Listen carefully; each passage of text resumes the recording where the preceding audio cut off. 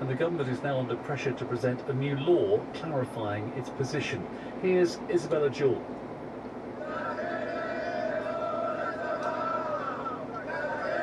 To jail, not the army. The defiant call of members of Israel's ultra-Orthodox community, which could soon face mandatory conscription. Almost 6 months into Israel's offensive in Gaza, a conflict is brewing over whether the country's Haredi Jews, which make up more than 10% of the population, should be called up to fight. National military service is mandatory for all Israeli citizens over the age of 18. With exceptions for Israeli Arabs and Haredi Jews who are studying in religious institutions.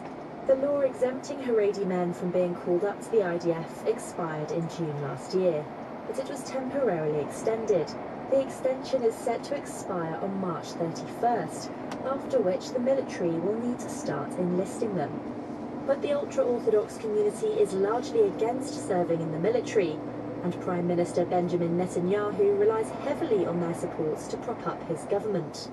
As such, he's proposed a draft bill which would extend the exemption while also introducing measures to increase conscription of Haredi Jews in the future. But Mr. Netanyahu's bid to appease all parties in his coalition has resulted in a pushback from both his war cabinet and the two ultra-Orthodox parties in his government. The influential War Cabinet Minister Benny Gantz announced on Sunday that he would quit the government if Mr. Netanyahu's bill to extend the exemption passes in the Knesset. The Defense Minister Yoav Gallant said all Israelis should bear the burden of military service. The long war in Gaza has changed the Israeli public's tolerance towards those who refuse to serve, while the ultra-Orthodox community's opposition to military conscription remains steadfast. It leaves the Israeli government deeply divided and facing a potential coalition collapse. This is the BBC World Service with Andrew Beach. Still to come in this edition of the newsroom, a roundup of the sport, including all the action from the Miami Open. First, just days after hiring her, NBC News says Ronna McDaniel is no longer going to be a political contributor on the network in the US. This is a former chairwoman of the Republican National Committee who faced intense backlashes for echoing Donald Trump's false claims about election fraud. Our North America correspondent David Willis is live with me on the programme. What happened here then? They hired her and then they changed their mind extremely quickly. They did indeed, Andrew. It's not unusual, of course, here for political insiders and party officials to land a lucrative second gig, if you like, providing analysis to the US TV networks. But indeed, there's such a revolving door, really, between those two worlds that that principle has a name here. They call it the politics to pundit pipeline. That doesn't explain, though, why the appointment by NBC of the former chair of the Republican National Committee, Ronna McDaniel, proved so controversial. Her appointment was announced by NBC last Friday, and it caught senior journalists at the network off guard. Many of them were unaware of what was going on. They didn't like the idea of her appointment, and many of them took to the airwaves to publicly excoriate their bosses at NBC and to demand that Ronna McDaniel's contract be cancelled. And they argued that as chair of the RNC, she had played a key role in perpetrating, if you like, what became known as the big lie. That was Donald Trump's assertion that Joe Biden was not the legitimate winner of the 2020 presidential election. Now, of course, those claims proved to be false, but in the view of journalists at NBC, Andrew, the fact that Ronna McDaniel had supported and promoted those views undermined her credibility and called into question her trustworthiness as a political analyst on an American TV network. So this sentiment is not anti-Republican, it's anti-Donald Trump's Republicans. That's right, and management at NBC clearly thought that adding Ronna McDaniel to their roster of pundits would help broaden their coverage, enriching their analysis and providing an alternative viewpoint in the run-up to the November's 2024 presidential election. In the end, though, Ronna McDaniel simply proved to be too incendiary a choice, given the battles that she's waged with journalists in the past on behalf of Donald Trump. And just finally, has she said anything about it?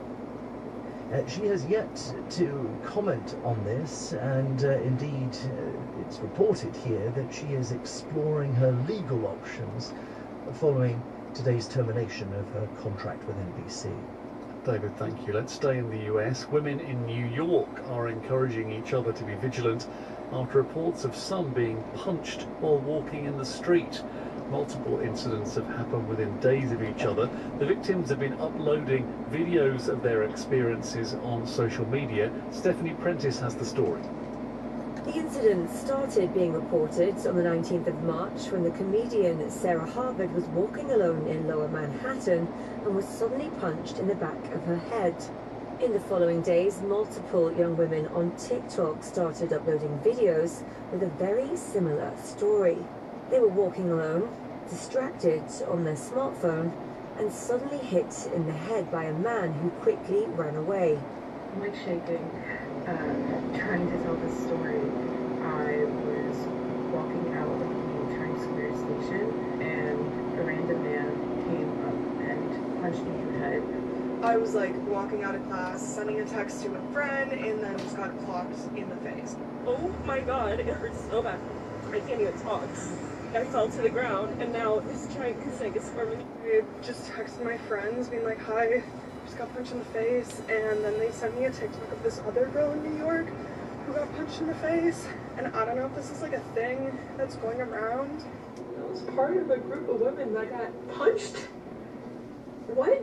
Some accounts also claim that the man greeted them before attacking, with many of them reporting the incidents around downtown Manhattan in the Lower East Side, East Village and Union Square areas. Their injuries include head wounds, black eyes and concussions. The women have been sharing information with each other about the attacker's description. I have been able to identify that this man is the same as who hit a couple other girls. But what's even scarier is like there's a lot of girls and our descriptions of this man are completely different, meaning this like there's multiple men going around and doing this. The victims say they've all now spoken to the police after seeing each other's stories and an investigation is underway. But they're warning other women that, in their words, as well as being cautious at night, they now need to be cautious in broad daylight. A scheme to prevent vulnerable Italian children from following their parents into a life of crime is being expanded. The idea here is to remove children from mafia families. The details from Danny Aberhart. The scheme, Free to Choose, aims to help break a toxic cycle through re-education. It was begun by a judge at a juvenile court 12 years ago in Calabria, the heartland of Italy's most powerful mafia syndicate, the 'Ndrangheta. Since then, 150 children have been moved, often placed secretly with foster families in other parts of the country. But more than 30 mothers have also decided to move with their kids. The scheme's being extended to Naples, where the Camorra mafia operates, and part of Sicily, the home of the Cosa Nostra. Italy's interior minister said the project helps break the walls of silence that traditionally shield mafia clans, as well as giving relocated children the chance to realise their dreams.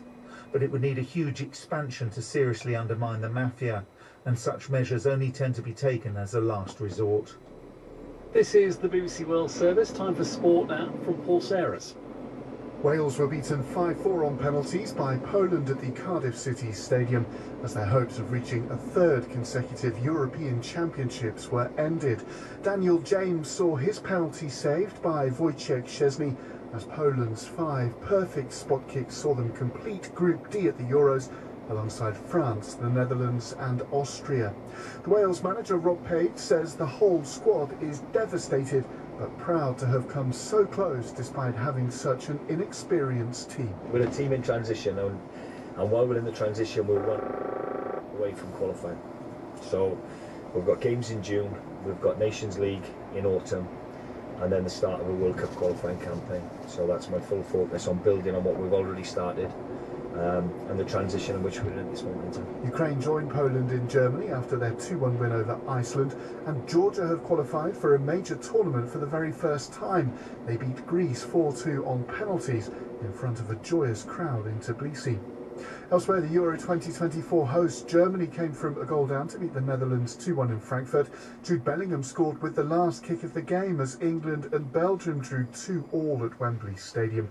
The teenager Endrick came off the bench to score his second goal for his country as Brazil and Spain drew 3-3 in Madrid, and Ivory Coast were 2-1 winners over Uruguay in the French city of Lens. Tennis, Victoria Azarenka and Yelena Rybakina are through to the semi-finals at the Miami Open after victories over Yulia Putintseva and Maria Sakkari respectively. In the men's draw, Daniil Medvedev, Yannick Sinner, Nicholas Harry, Grigor Dimitrov and the top seed Carlos Alcaraz are all into the last 8. And in cricket, Maya Bouchier scored 91 off 50 and Charlie Dean took 4 wickets for 26 runs as England's women beat New Zealand by 47 runs in the 4th T20 International to take an unassailable 3-1 series lead. Sport now having led the revolution of electric cars, China is hoping to take traffic to the sky. The Chinese company has bought the technology behind a flying car that was originally developed and test flown in Europe. The story from our technology editor Zoe Kleiman. The air car takes just over 2 minutes to extend its spoiler and unfold a set of wings as it transforms from a car into an aircraft. It contains a BMW engine and runs on petrol. It can seat 2 passengers and fly around 600 miles. On the road, it operates like a standard vehicle. Klein Vision, the Slovakian firm which invented it, refused to reveal the cost of its tech license. The Chinese buyer says it plans to manufacture new vehicles for use in an unspecified area of China. Many countries are keen to introduce airborne personal transport, with the most common design being drone-like carriers which take off and land vertically. Here in the UK, the government has said the first flying taxi could be in the air by 2026, and the first autonomous one with no pilot by 2030. Animal lovers in Germany are warning that draft welfare legislation could see Germans having to say Auf Wiedersehen to sausage dogs. The story from our reporter Ella Bicknell. With its short legs and long body, the Dachshund is one of Germany's most beloved breeds. Albert Einstein had his own puppy, and there's even a museum dedicated to the sausage dog in Bavaria. And a Dachshund called Voldy was the official mascot for the 1972 Summer Olympics in Munich.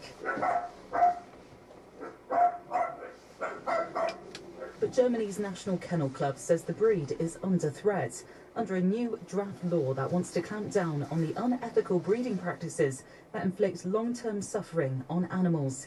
It takes stronger action against the illegal puppy trade, but also outlines a ban on breeding dogs with skeletal abnormalities. The Kennel Club argue that phrase is ambiguous, and the Dachshund could fall into the category. Dachshunds have short, stubby legs as a result of a genetic condition called chondrodysplasia, which is a type of dwarfism. It makes them more prone to spinal problems, which is why the US animal welfare organisation PETA last year urged people not to buy them. However, Germany's Kennel Club president has launched a petition in protest, so far collecting more than 12,000 signatures. It says it can't imagine a Germany without sausages.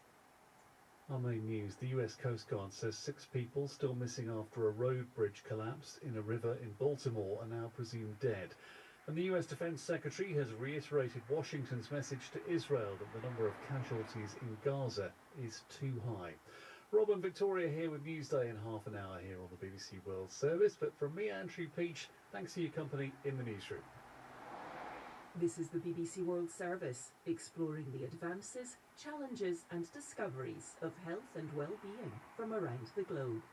A great tip which all the sleep and circadian rhythm experts will talk about is trying to get to sleep at the same time each day and wake up at the same time every morning. It's pretty consistent that if you have a low education and a low socioeconomic status, you'll have an earlier menopause. Here I am on the other side with a new kidney inside me, so I now have